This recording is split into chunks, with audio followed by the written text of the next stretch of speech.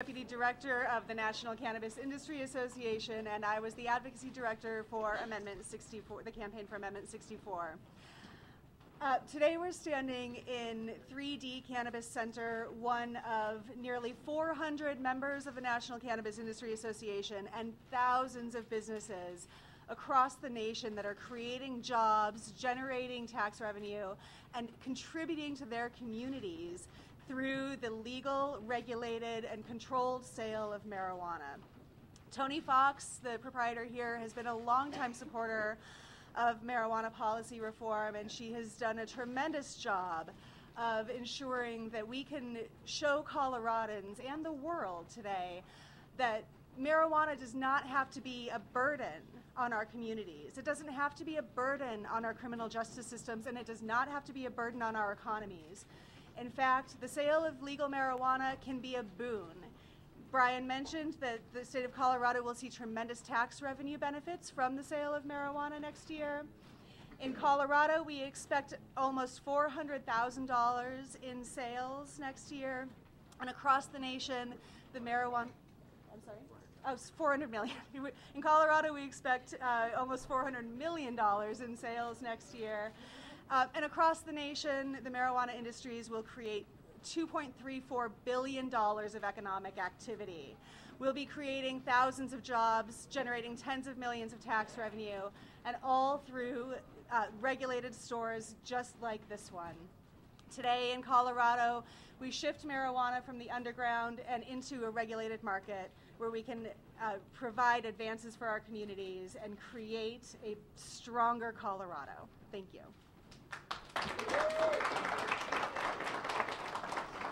A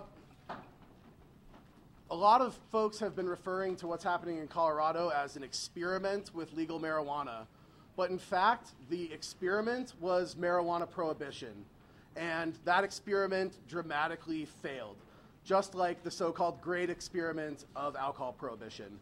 So Colorado is actually adopting a far more sensible approach in which we are going to regulate and tax the cultivation and sale of marijuana for adults.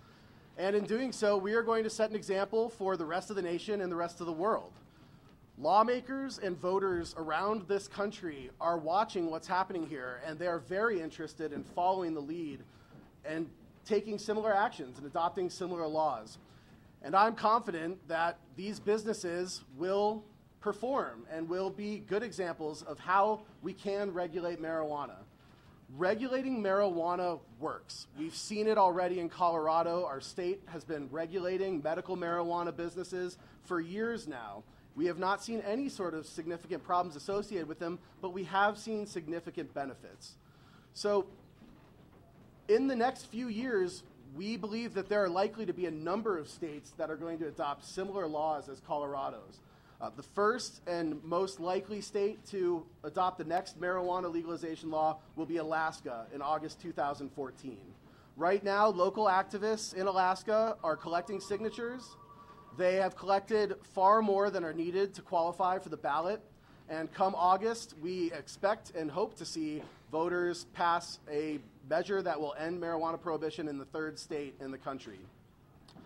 Beyond that, we also expect to see very likely an initiative in Oregon next year, and if not next year, in 2016, that will do the same thing, tax and regulate marijuana. And our organization, the Marijuana Policy Project, we're committed to supporting ballot initiatives in 6 more states in 2016 that will tax and regulate marijuana for adults. And that includes Arizona, California, Maine, Massachusetts, Montana, and Nevada. We're also seeing this issue being taken up in state legislatures around the country. Last legislative session, more than half of the states in this country had marijuana policy reform bills on the table. Several of those bills passed. We now are hoping to see within the next few years laws similar to Colorado's passing through the legislative process in state legislatures around the country. The states that we believe are most likely to do that in the next few years are Delaware, Hawaii, Maryland, New Hampshire, Rhode Island, and Vermont. And we're confident that if people take an objective look at the facts surrounding marijuana, they are going to arrive at the same conclusion that Colorado voters arrived at, which is that Marijuana is an objectively less harmful substance than alcohol, and it's time that we start treating it that way. If we can successfully regulate alcohol, there's absolutely no reason why we can't successfully regulate a far less harmful substance in marijuana. So today, there will be people around the country buying marijuana, but only in Colorado will they be in stores like this, buying it legally and safely from regulated businesses instead of from criminal enterprises in the underground market. So